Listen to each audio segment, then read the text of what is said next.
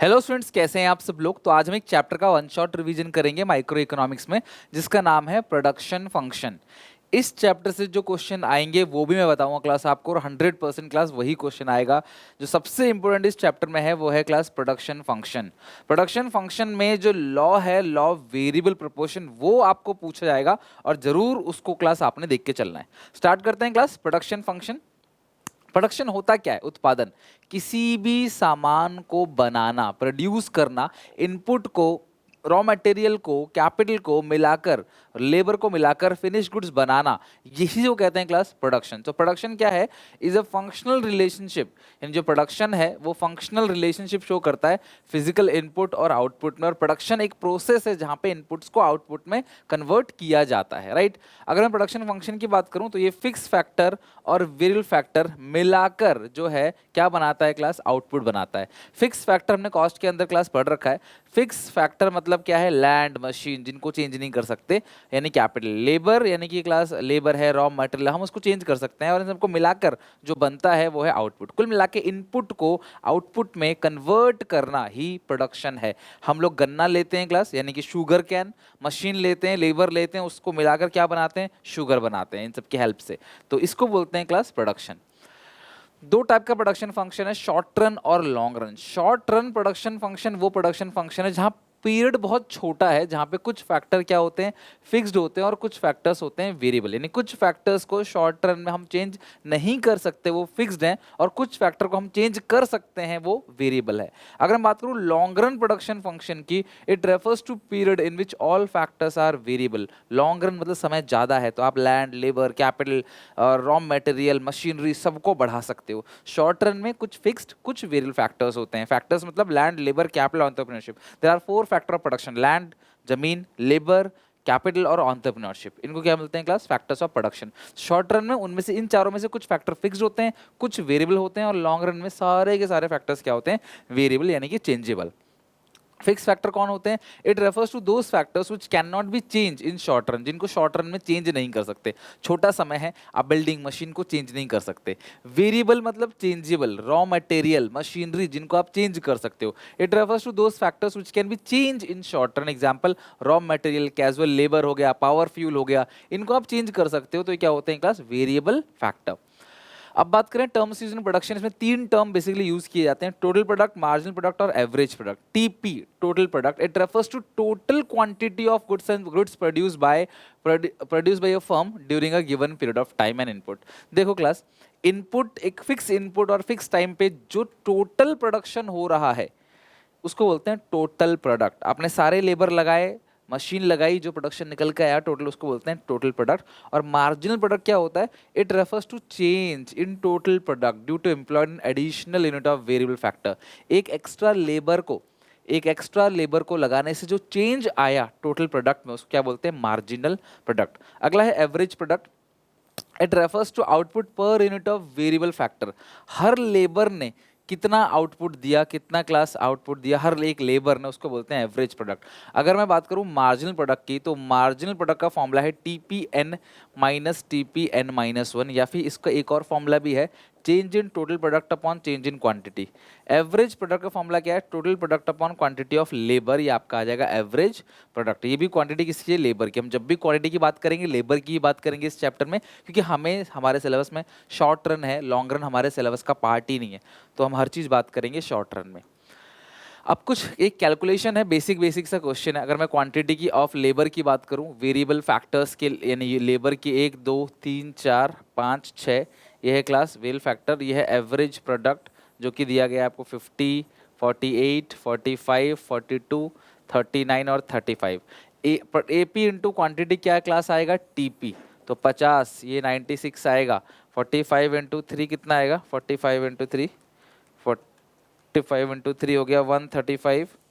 42 into class 4 आएगा 168। 5 into 39 आएगा 195।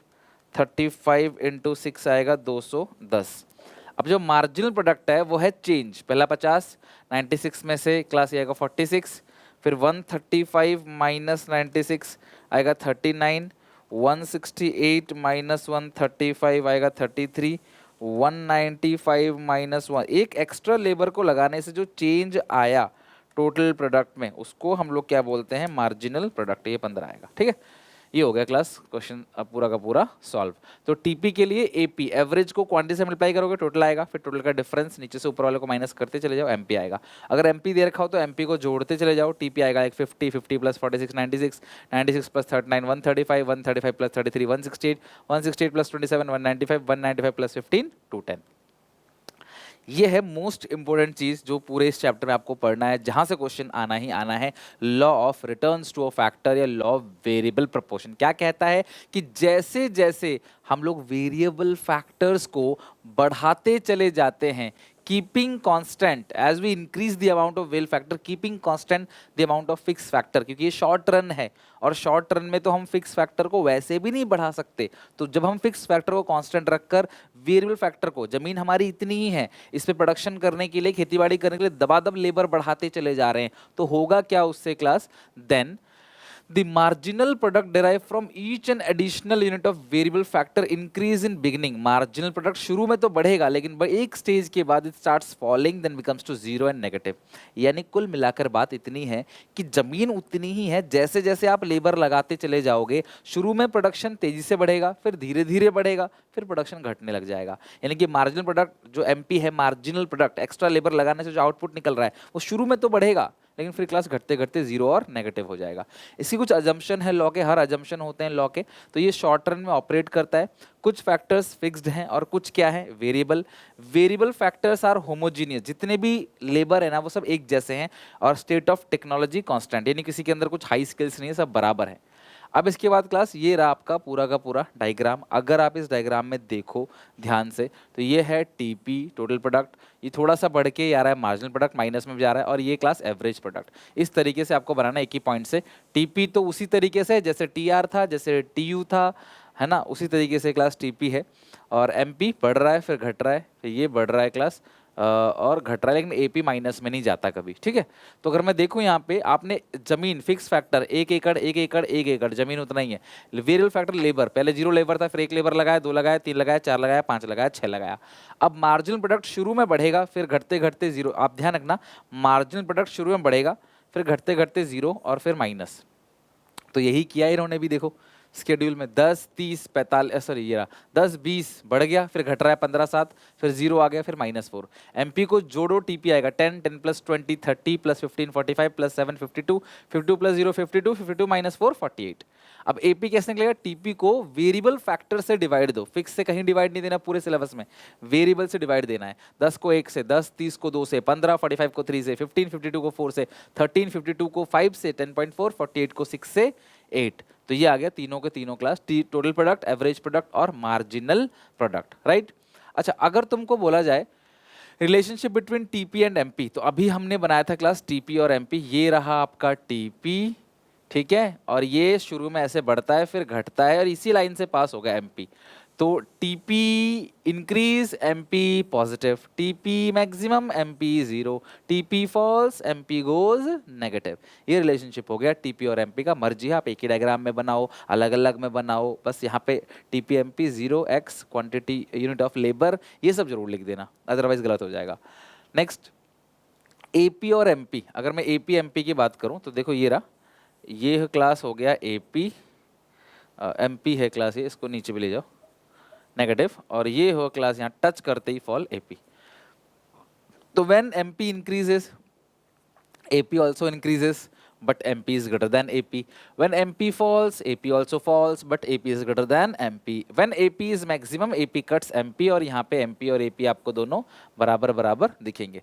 तो as MP rises, AP also rises but MP is greater than AP. As MP falls, AP also falls but AP is greater than MP. AP cuts MP at its maximum point. AP जो है वो MP को काटेगा अपने maximum point पर, और आप यहाँ देखोगे AP MP दोनों बराबर है।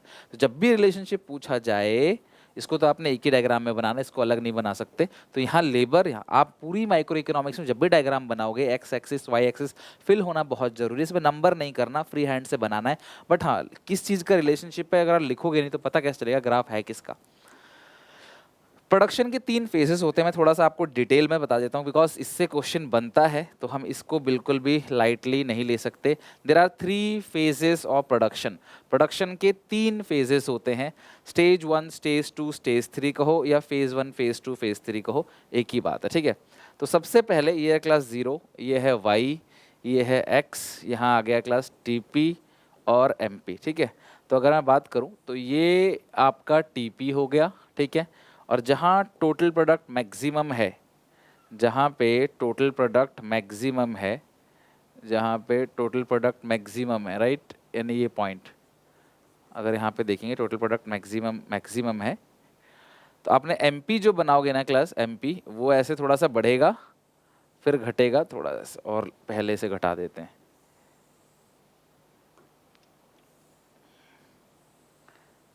ये हो गया MP, ठीक है, ये हो गया MP, TP MP। तो अब इसके अंदर 3 डिफरेंट स्टेज होते हैं, 3 डिफरेंट फेसेस ऑफ प्रोडक्शन। जहां पे MP मैक्सिमम है, जहां पे MP मैक्सिमम है, ठीक है, पॉइंट ऑफ इनफ्लेक्शन बोलते हैं class, point of inflection, inflection, ठीक है। तो जहां पे पॉइंट TP मैक्सिमम, जहां पे MP मैक्सिमम है और जहां पे MP 0 है, यहां से आपको लाइन ड्रॉ करना है, ध्यान से समझना। जहां पे एक तो ये मैक्सिमम है, MP मैक्सिमम है ये, और एक आपने क्लास जहाँ पे MP 0 है, ये ऑलरेडी लाइन है, ये लाइन, ठीक है। तो यहाँ से यहाँ तक जो है उसको बोलते हैं स्टेज 1, यहाँ से यहाँ तक जो है वो स्टेज 2, और इसके बाद का सारा stage 3। There are 3 different stages of production और 3 different phases of production, phase 1, phase 2, phase 3। ध्यान से सुनना बेटा, फेज 1 में अगर आप देखो TP and MP both increases, TP भी इंक्रीज कर रहा है, MP भी इंक्रीज कर रहा है स्टेज 1 के अंदर। इसको बोलते हैं stage of increasing return, return तेजी से मिल रहा है, नए नए लेबर है, नई नई क्लास जमीन है, अच्छे से काम कर रहे हैं, आउटपुट तेजी से बढ़ रहा है। फिर स्टेज 2 की बात करो, जो यहाँ से यहाँ तक चलता है ये पूरा एरिया, स्टेज 2। इस स्टेज 2 के अंदर आप देखोगे MP फॉल्स हो रहा है, इसीलिए इसका नाम है स्टेज ऑफ डिमिनिशिंग रिटर्न। लेकिन TP बढ़ रहा है, मतलब एक्स्ट्रा लेबर का आउटपुट कम है, लेकिन टोटल प्रोडक्ट अभी भी बढ़ रहा है, बट धीरे धीरे बढ़ रहा है। In stage 1 TP increases eight increasing rate, देख लो ऐसे जा रहा है, स्टेज 2 में ऐसे जा रहा है, यानी गिरेगा एक टाइम के बाद, स्टेज ऑफ डिमिनिशिंग रिटर्न। और फिर stage 3 stage of negative return. तो यहाँ पे स्टेज 2 में TP इंक्रीजेस और MP फॉल्स, इसीलिए डिमिनिशिंग रिटर्न नाम है, बट नाम डिमिनिशिंग रिटर्न में MP घटता है, TP तो अभी भी बढ़ रहा है। स्टेज 3 में TP फॉल्स और MP गोज नेगेटिव, TP घटता है पहली बार और MP माइनस में चला जाता है। ये 3 डिफरेंट स्टेजेस ऑफ प्रोडक्शन है। तुम्हें अगर कभी भी पहचानना हो तो MP को पकड़ना, MP जब तक बढ़ रहा है स्टेज 1, जब तक घट रहा है स्टेज 2, जैसे MP माइनस में चला गया स्टेज 3। तो यही है क्लास 3 के 3 स्टेज। अब स्टेज 1 जो है, इसका रीज़न क्या है, ऐसा क्यों है कि तेज़ी से बढ़ता है प्रोडक्शन? भैया नए नए लेबर हैं, शुरू में काम होगा, तेजी से एकदम बढ़ेंगे, full utilisation of resources, resources का पूरी तरीके से इस्तेमाल कर रहे हैं, लेबर की एफिशिएंसी बहुत अच्छी है, नया नया लेबर है ना, तो एफिशिएंसी उसकी बहुत अच्छी है, कोऑर्डिनेशन बहुत अच्छा बैठ रहा है लेबर में। जैसे नई मशीन में काम करने में मजा आता है ना, नया फ़ोन चलाने में मजा आता है, नई गाड़ी चलाने में मजा आता है, नई किताब को पढ़ने में मजा आता है, नई नई बुक होती है तो आप थोड़ा पढ़ते हो 1-2 दिन, हालांकि उसके बाद नहीं पढ़ते, ठीक है, लेकिन नए नए में अच्छा लगता है कि नई किताब आई, चलो पढ़ते हैं, है ना। तो अब आपके सामने नई और पुरानी किताब रखी होगी तो कौन सी पहले उठाओगे? ऑब्वियसली नई किताब पहले उठाओगे। तो कोऑर्डिनेशन अच्छा रहता है फैक्टर्स के बीच, फिक्स फैक्टर और वेल फैक्टर के बीच में, लेबर और लैंड में रिलेशन अच्छा रहता है, मशीन नई नई होती है तो काम अच्छे से होता है।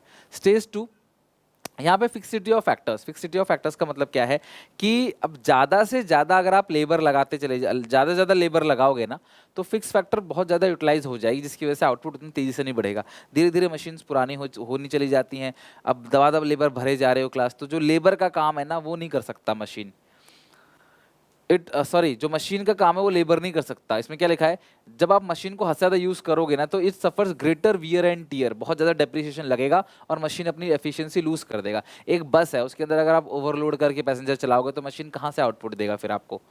अगला class imperfect factor substitute. Factor substitute बड़ा इम्परफेक्ट है, आपको प्रोडक्शन जमीन के साथ साथ आपको लेबर के साथ साथ लैंड को भी इंक्रीज करना है, आपको मशीन्स, नंबर ऑफ मशीन्स बढ़ानी है। आप लेबर लगाए जा रहे हो, लेबर लगाए जा रहे हो, लेबर लगाए जा रहे हो, भैया इतनी सी जमीन है खेती बाड़ी करने के लिए, लेबर भरे जा रहे हो तो आउटपुट थोड़ी बढ़ेगा, जमीन भी तो बढ़ाओ, जमीन का भी तो एक्सपेंड करो।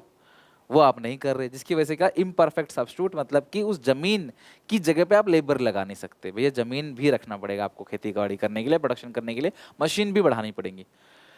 मशीन पुरानी होती चली जाती है तो कोऑर्डिनेशन खत्म हो जाता है। Stage 3 stage of negative returns का एक ही रीजन है क्लास की फिक्स फैक्टर हद से ज़्यादा इस्तेमाल कर दिया है, जिसकी वजह से क्लास अब वो आउटपुट बढ़ाने की जगह आउटपुट घटा रहा है। मतलब जो भी मशीन, जो भी आप एक्स्ट्रा यूनिट लगा रहे हो तो मशीन खराब कर दे रहा है प्रोडक्ट को, अच्छे से प्रोडक्ट बन नहीं पा रहा, खराब कर दे रहा है प्रोडक्ट को, बिकॉज मशीन बहुत ज़्यादा यूज़ हो चुकी है, एक्सेसिव यूज़ हो चुकी है। आप मशीन को चेंज कर दो। अब टीपी का जो शेप है ना वो डिपेंड करता है क्लास, जितने भी टीपी है वो एमपी पे डिपेंड करेगा। अगर एमपी ऐसा है तो टीपी ऐसा बनेगा, राइट। अगर एमपी इस तरीके से हो रहा है, नहीं बढ़ रहा है, तो क्या बनेगा क्लास, इंक्रीज, टीपी इंक्रीज होगा। एमपी कांस्टेंट है तो TP straight line constantly increase करेगा।